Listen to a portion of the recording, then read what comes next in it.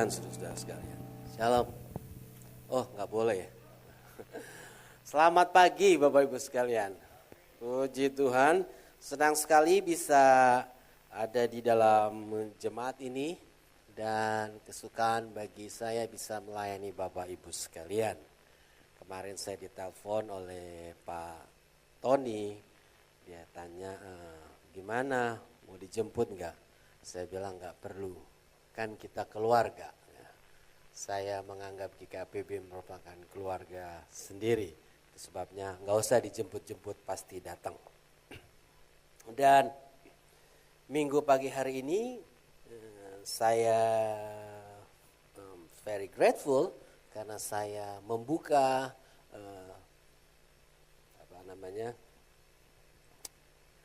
serial khotbah daripada bulan ini, Honoring God. Jadi saya minggu yang pertama. Usually biasanya kalau sebuah seri dimulai oleh the local church, oleh senior pastornya, tapi terima kasih saya membuka untuk serial khotbah saudara selama 5 minggu ke depan ini. Honoring God. Kita akan melihat teks Alkitab kita di dalam Injil Matius pasal yang ke-7. Kita melihat ada satu teks di situ. Matius pasal yang ke-7 ayat yang ke-21 sampai ayat yang ke-23. Matius pasal yang ke-7 ayat 21 sampai ayat yang ke-23. Bukan setiap orang yang berseru kepadaku Tuhan, Tuhan akan masuk ke dalam kerajaan sorga. Melainkan dia yang melakukan kehendak Bapakku yang di sorga. Pada hari terakhir banyak orang akan berseru kepadaku, Tuhan, Tuhan, bukankah kami bernubuat demi namamu dan mengusir setan demi namamu dan mengadakan banyak mujizat demi namamu. Ada 3 kali kata nama di situ diulang-ulang. Pada waktu itulah aku akan berkata terus terang kepada mereka. Pada waktu itu aku akan berterus terang kepada mereka dan berkata, aku tidak pernah mengenal kamu, enyahlah daripadaku, kamu sekalian pembuat kejahatan. Dalam teks ini kita melihat ada sebuah pernyataan daripada Yesus tentang bagaimana Yesus tidak mengenal orang yang melakukan tindakan yang spektakuler dalam ministry mereka. Nah, sekedar melihat ke belakang saja Bapak Ibu sekalian, bahwa Injil Matius ini ditulis, beberapa orang mengatakan dari Rasul Matius sendiri, tapi ada beberapa yang gak yakin dengan hal tersebut. Tetapi yang mereka sama punya persepsi adalah Injil Matius ini ditulis kepada jemaat Yahudi Kristen. Jemaat yang memiliki latar belakang Yahudi, Judaism. Nah, Bapak Ibu yang dikasih oleh Kristus Yesus, bahwa saya harus jelaskan bahwa Judaism di dalam zamannya Yesus beda dengan Judaism di dalam zaman sekarang. Ini mesti jelas. Karena nanti saudara akan menemukan banyak orang yang mulai mengajarkan bahwa Yesus itu Judaismnya seperti yang beredar pada belakangan ini. Saya suka melihat di BB saya banyak berteman dengan teman-teman di Indonesia. Ada tulisannya alit-alit apa tuh, saya nggak ngerti itu bahasa itu. Dan banyak sekali orang-orang Kristen mulai masuk ke dalam konsep kehidupan Judaisme yang mereka anggap itulah merupakan agama menurut mereka, keyakinan Yesus pertama kali. Beda Bapak Ibu sekalian. Judaism yang kita kenal sekarang itu berasal dari Eropa Timur, bukan dari zamannya Yesus. Itu beda sekali, saudara. Nah, itulah sebabnya di dalam Injil Matius ini Bapak Ibu akan menemukan, akan banyak menemukan, membaca cerita-cerita yang dihubungkan dengan masalah Judaism. Yesus banyak mengambil kata Torah. Yesus banyak bicara tentang melawan hukum ahli-ahli Taurat.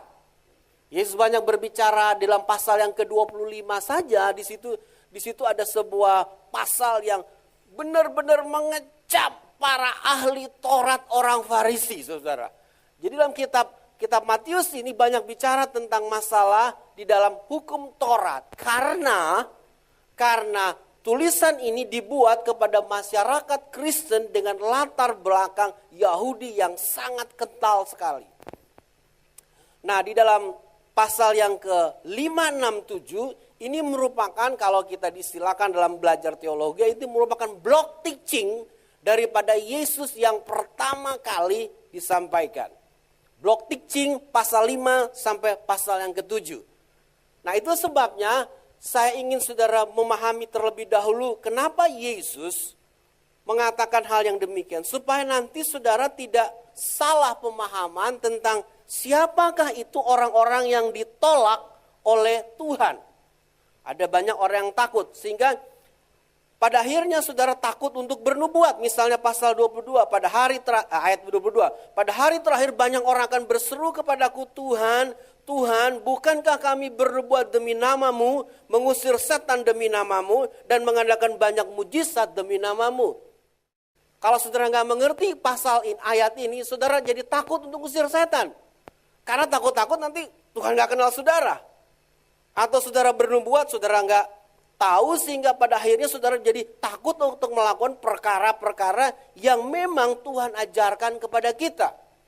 Pasal 28 saja dari kitab Matius ini mengatakan, pergilah ke ujung bumi ini, kabarkanlah berita Injil, jadikanlah segala bangsa muridku, dan lakukan pembaptisan, lalu dikatakan tanda-tanda ini akan menyertai orang yang percaya.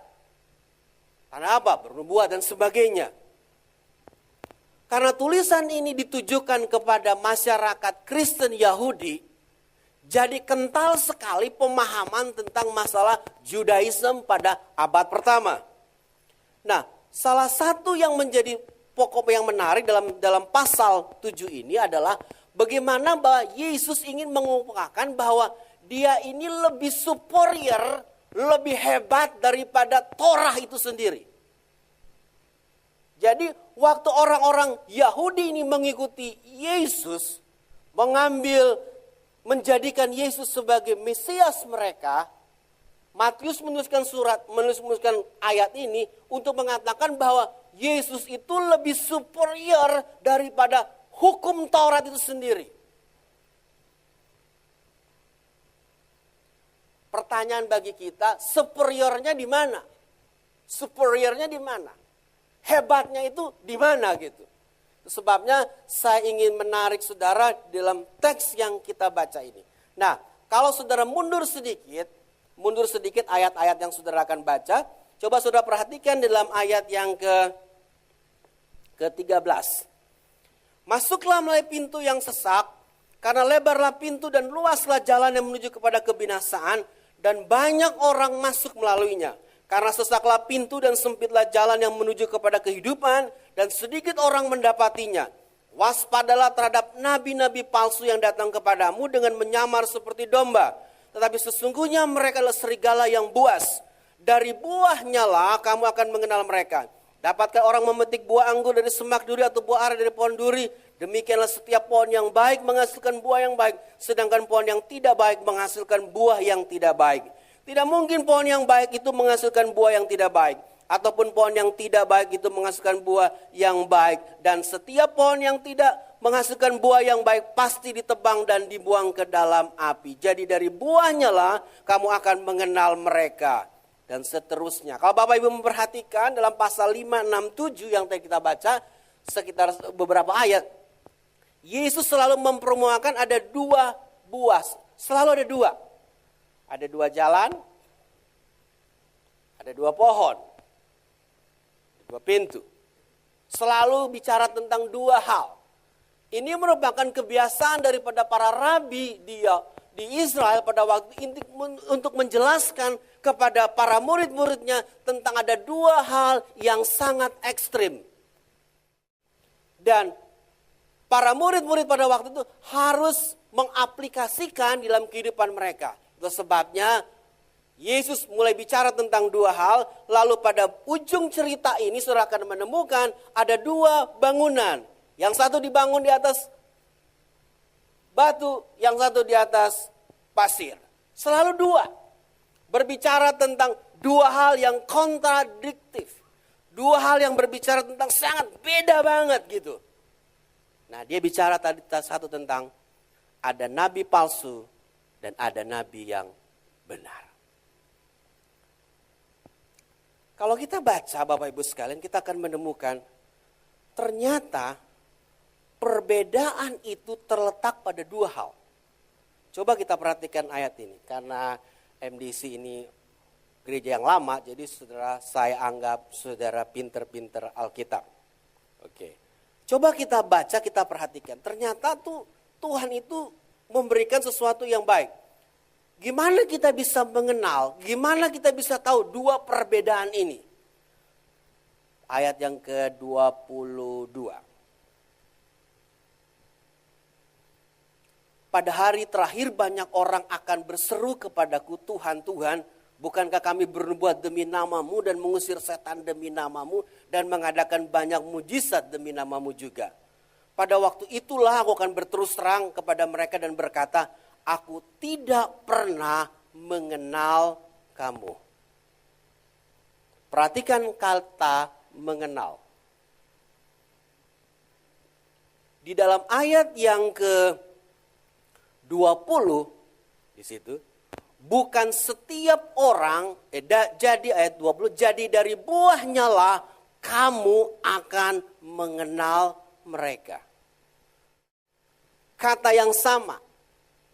Rupanya di dalam permasalahan kita untuk honoring God, untuk menghormati Tuhan, itu selalu dimulai daripada pemahaman kita akan Tuhan. Mengenal Tuhan itu dari bahasa Yunaninya ginosko. Ginosko itu artinya paham secara akurat. Memahami secara benar.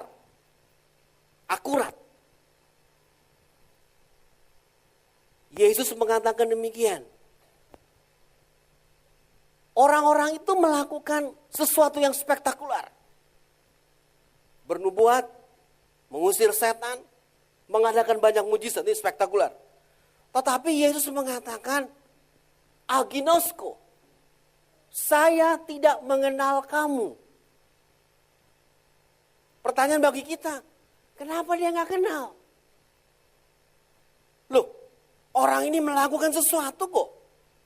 Bahkan sesuatu yang spektakuler. Sesuatu yang luar biasa. Kenapa Yesus mengatakan, aginosko. Saya nggak kenal kamu secara jelas. Saya nggak kenal kamu secara akurat. Dan Alkitab itu menjelaskan, ditambah lagi mengatakan ayat yang ke-23, enyahlah daripadaku, kamu sekalian pembuat kejahatan. Udah aginosko, nggak kenal, lalu di label, you jahat. Anda jahat. Waduh saudara, berarti kita mulai bertanya-tanya, apa permasalahan di dalam pemahaman daripada orang ini? Nah, sekali lagi saya mau jelaskan bahwa Injil Matius dituliskan kepada orang Kristen yang berlatarkan Yahudi. Jadi pemahaman mereka akan Yahudi itu sangat kental sekali. Nah, pertanyaan bagi kita begini, loh, apa hubungannya? Hubungannya demikian saudara. Karena Yesus ingin menjelaskan bahwa hidup di dalam kekristenan, Matius ingin menjelaskan, hidup di dalam kekristenan itu bukan permasalahannya kamu melakukan apa untuk Tuhan? Bukan permasalahan saya involve di dalam ministry. Saya melayani dalam pelayanan ini. Saya terlibat aktif dalam pelayanan ini. Permasalahan untuk honoring God, dengarkan baik-baik Bapak Ibu sekalian. Permasalahan untuk kita menghormati Tuhan itu tergantung daripada ginoskonya kita. Tergantung daripada pemahaman akuratnya kita dengan Allah. Bukan dengan apa yang kita perbuat.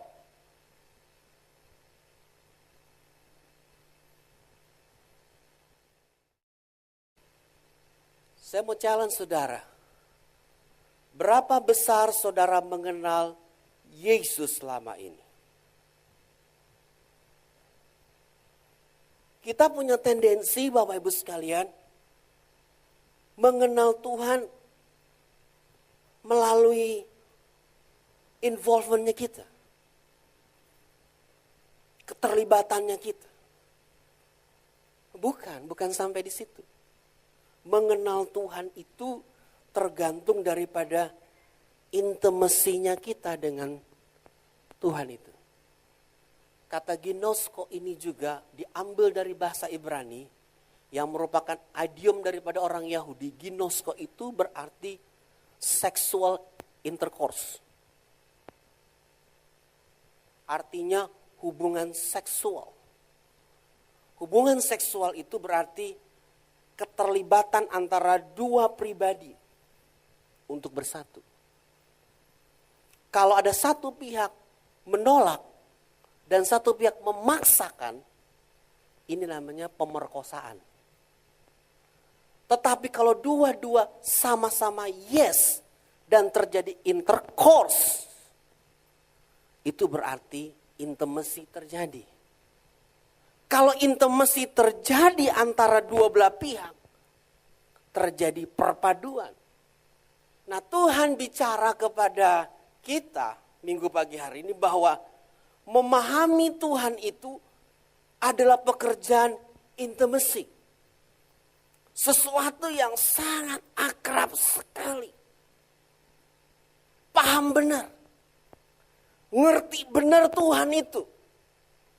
Dari intimacy itu. Nah, banyak daripada kita, Bapak Ibu sekalian, menganggap bahwa untuk mengenal Tuhan itu adalah doing something. Yes. But not the whole truth. Memahami Tuhan itu harusnya bagi Yesus itu adalah bukan hanya melibatkan involvement, tetapi melibatkan kedekatan sama seperti seksual intercourse yang ada. Sangat intim sekali, sangat dekat sekali. Sehingga terjadi sebuah proses yang saya sebutkan.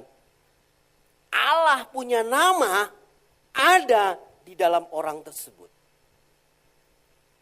Bagaimana kita bisa menghormati Allah? Karena namanya ada dalam kehidupan kita. Bagaimana kita bisa honoring God kalau kita tidak punya intimacy dengan Allah itu sendiri, pemahaman yang baik. Pertanyaan bagi kita pada minggu pagi hari ini, berapa besar saudara mengenal Tuhan? Dan saudara bisa menghormati Tuhan. Bagian yang kedua yang menarik, Bapak Ibu sekalian,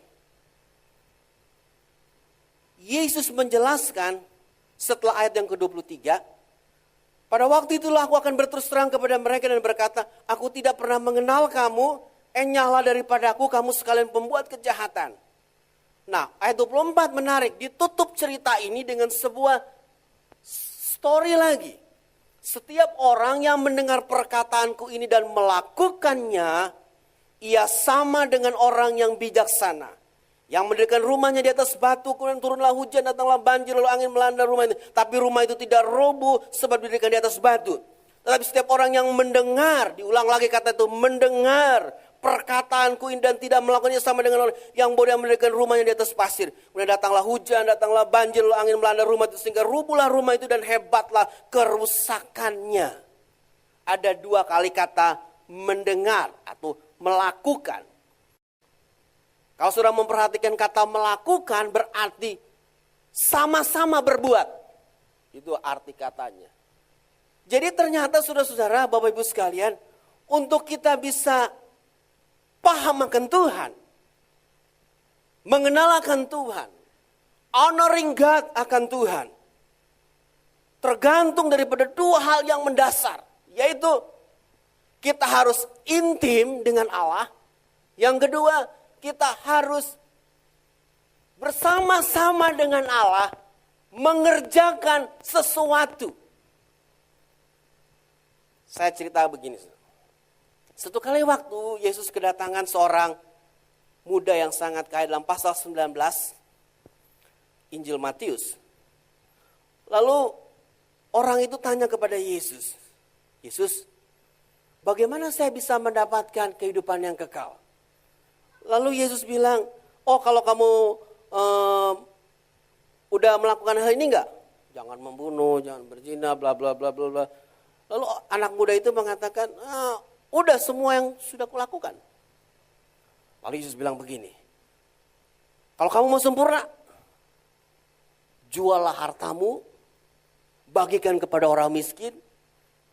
Dia nggak bilang jual harta lalu ikut Yesus, enggak.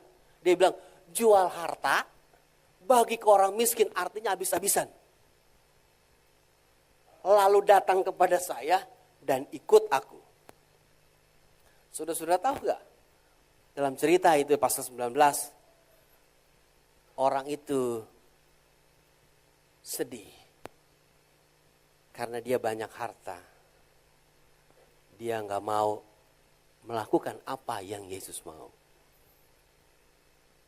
Ada satu pernyataan Yesus yang mengatakan demikian. Kalau kamu sudah jual segala sesuatu, kamu bagi-bagikan, lalu kamu datang dan ikutlah aku. Nah kata ikut itu Bapak Ibu sekalian, artinya engkau ada di dalam jalan yang sama denganku. Jadi kalau kita balik ke dalam pasal yang ke-7 tadi, berarti menghormati Tuhan adalah sebuah intimacy, melakukan sesuatu yang sama dengan Yesus di jalan yang sama dengan Yesus. Sekarang question sebagai kita, berapa banyak di antara kita yang membuat jalan sendiri?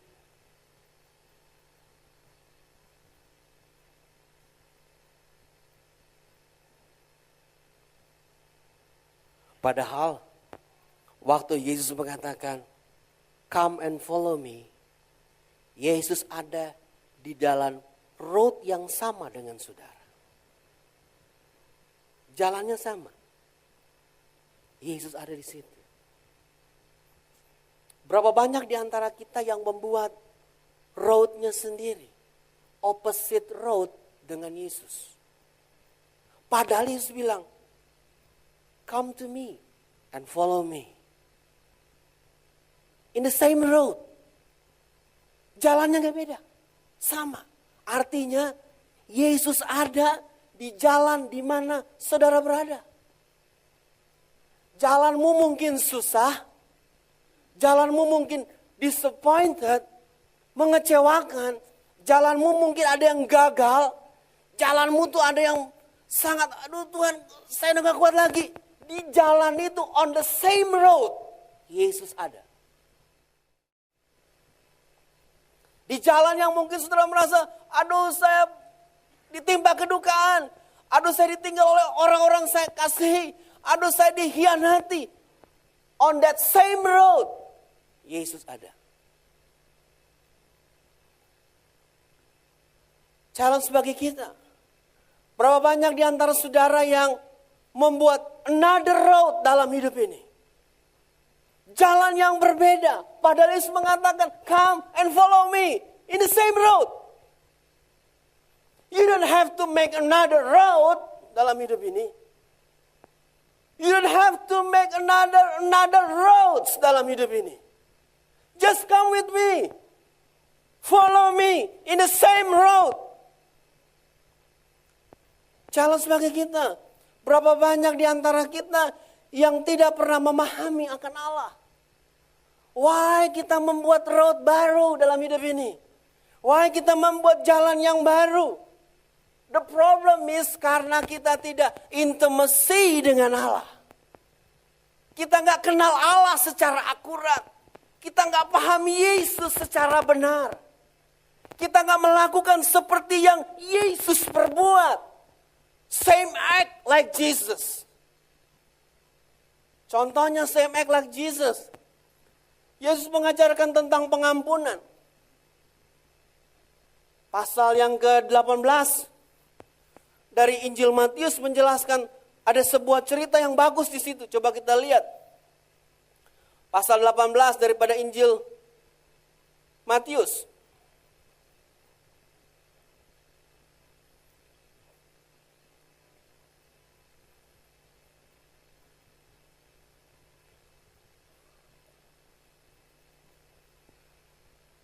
Petrus tanya, ayat yang ke-21.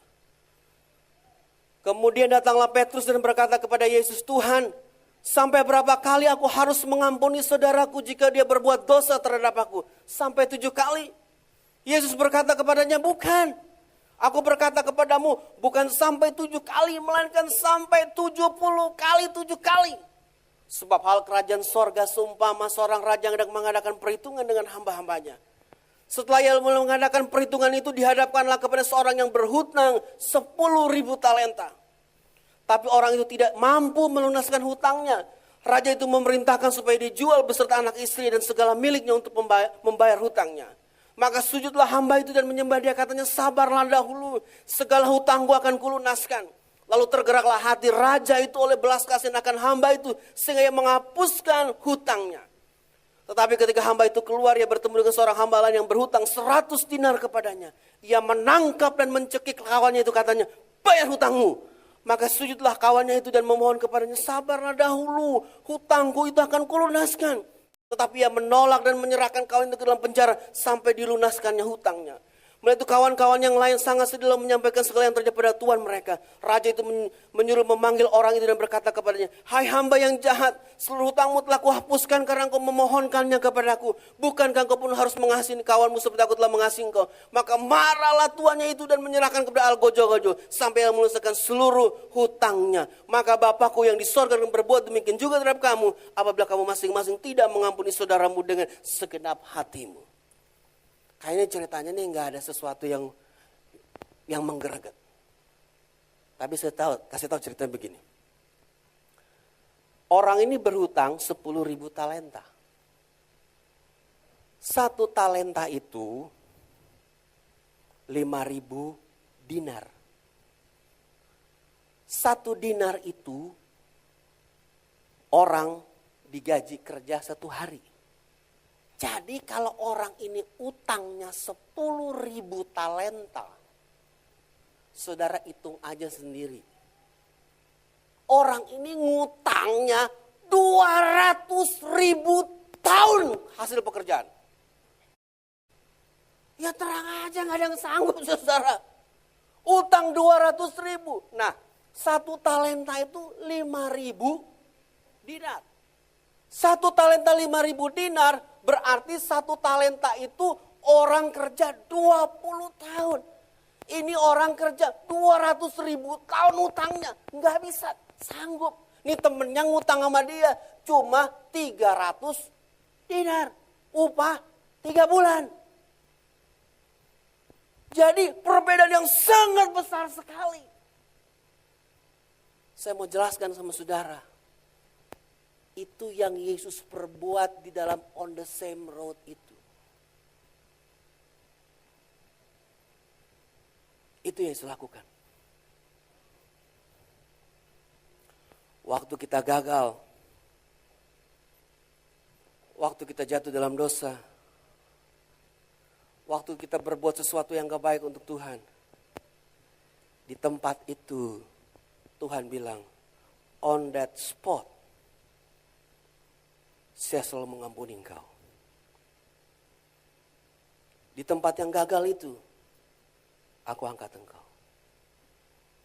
On the same road. Hari ini Bapak Ibu sekalian, saudara kenal gak dengan Tuhan itu? Apakah saudara mengenal hanya karena melakukan aktivitas saudara? Itu sebabnya banyak orang, dia pikir dia mengenal Tuhan dengan memakai salib yang besar. Dia pikir dia mengenal Tuhan itu as a Christian dengan memakai salib yang kinclongnya 20 karat. Dia pikir dia mengenal Tuhan itu dengan banyak aktivitas. Enggak, mengenal Tuhan itu melibatkan pemahaman yang akurat lewat intimacy. Do the same things as Jesus did. Memahami Tuhan itu di dalam road yang sama dengan Yesus jalani. Hari ini saya cuma mau challenge saudara. Kita gak bisa honor God. Kita gak bisa menghormati Tuhan kalau kita gak memahami Dia dengan akurat. It is impossible. Impossible bagi saudara untuk bisa menyembah kepada namanya yang luar biasa itu. Kalau saudara gak mengenal Dia dengan akurat. How? Bagi saudara, bagaimana Pak saya bisa mengenal Dia dengan baik, dengan akurat? Do the same things as Jesus did. Contohnya masalah pengampunan yang saya berikan. Ampunilah orang yang bersalah kepadamu. Apa yang akan kita lakukan pada hari ini akan mensil kita. Yesus mengampuni saudara. Hutang yang gak terbayarkan itu. Karena apa? Karena Yesus mempunyai rasa belas kasihan. Belas kasihan itu bukan eleos. Artinya kalau eleos itu, aduh ini orang ini susah ya, gue kasihan gitu saudara. Itu eleos. Tetapi dalam konteks Yesus mengatakan orang itu, raja itu memiliki belas kasihan. Dia bilang begini, orang ini gak mampu, gak bisa buat apa-apa. Itulah sebabnya karena dia gak bisa buat apa-apa, saya akan melakukan untuk orang ini.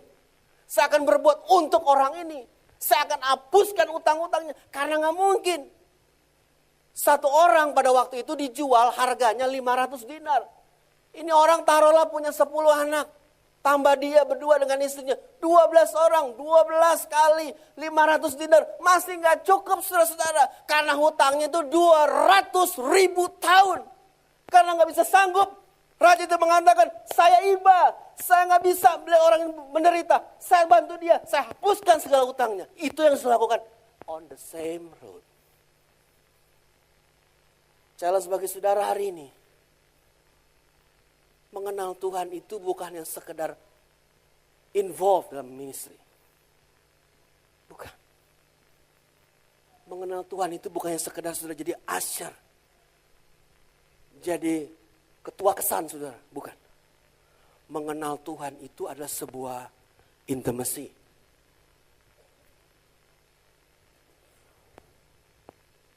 Sebuah relationship.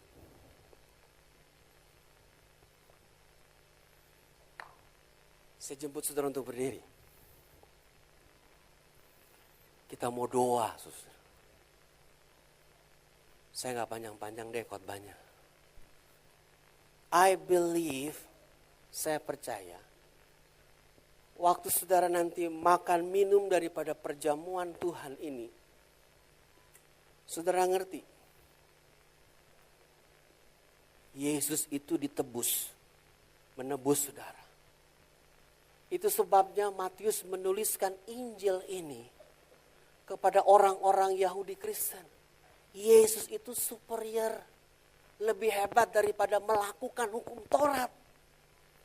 Hukum Taurat itu kamu minta ini, kamu harus lakukan. Yesus itu more than hukum Taurat itu.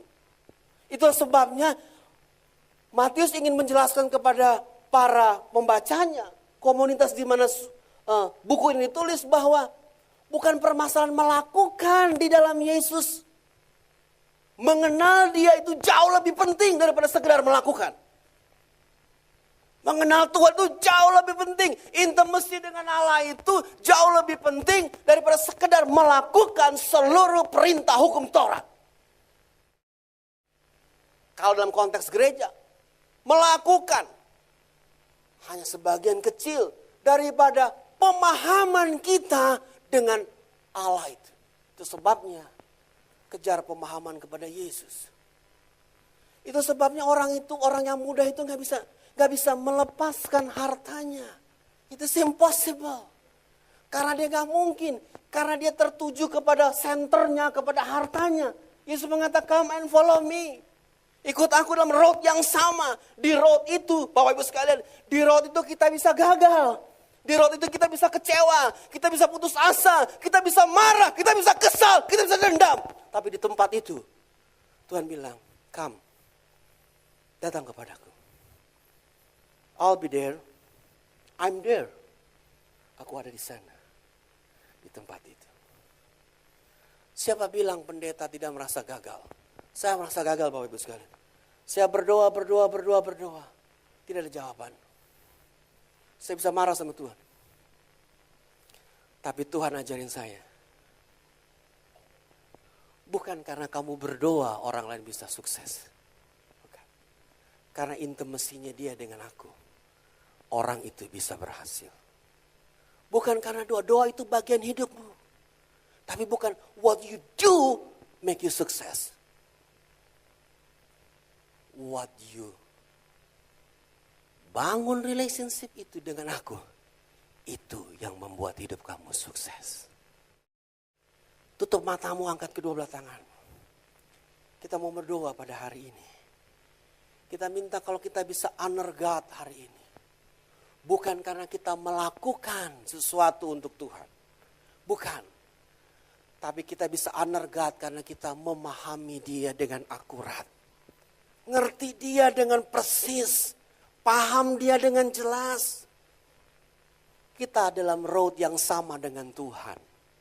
Tuhan ada di tengah kesedihan saudara. Haleluya. Tuhan ada di air mata saudara. Tuhan ada di keluh kesah saudara. Tuhan ada di disappointment saudara, di kekecewaan saudara, di pengkhianatan yang saudara alami, dikejar oleh orang-orang. Tuhan ada di tempat ini, in the same road with Jesus. Dan hari ini saya mau challenge, di tempat itu Tuhan bilang, di tempat yang kecewa itu aku ingin ngajarin engkau. Di tempat kecewa itu aku ingin ginosko dengan engkau, intim dengan engkau.